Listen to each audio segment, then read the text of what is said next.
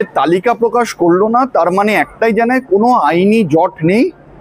যেটা আছে সেটা হলো অযোগ্যদের নাম প্রকাশ করব না, অযোগ্যদের বাঁচাতে হবে, সেই একটাই জট আছে যার জন্য এই তালিকা প্রকাশ হলো না। যদি তালিকা প্রকাশ না হয়, আমার প্রশ্ন ব্রাত্য বসুকে যে কি করে বেতন যারা ফেরত দেবে অযোগ্য তারা কারা, সেই তালিকা কোথা থেকে আসবে?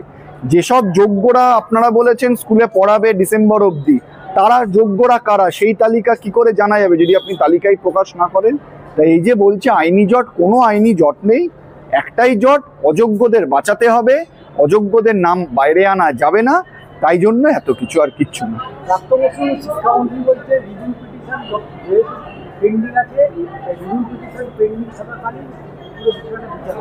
দেখুন, প্রথমত কোনো রিভিউ পিটিশন সুপ্রিম কোর্টে পেন্ডিং নিয়ে রাজ্য সরকার কিসের রিভিউ পিটিশন করবে বলুন তো? কনসেন্ট দিয়েছে তো যে আমরা এই রায় মেনে নিচ্ছি, আমরা পরীক্ষা নেব, এবং তারপরে আবার কিসের রিভিউ পিটিশন রাজ্য সরকার করবে?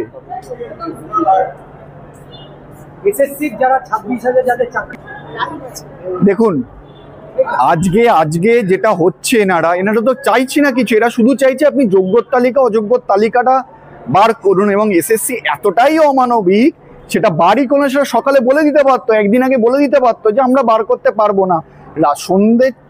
রাত্রির 12টার পরে বিবৃতি দিয়ে বলছে আমরা বার করতে পারবো না। এটা হলো অমানবিক, ইচ্ছাকৃত লোককে সাফার করাচ্ছে এই যোগ্যদের, আর কিচ্ছু না।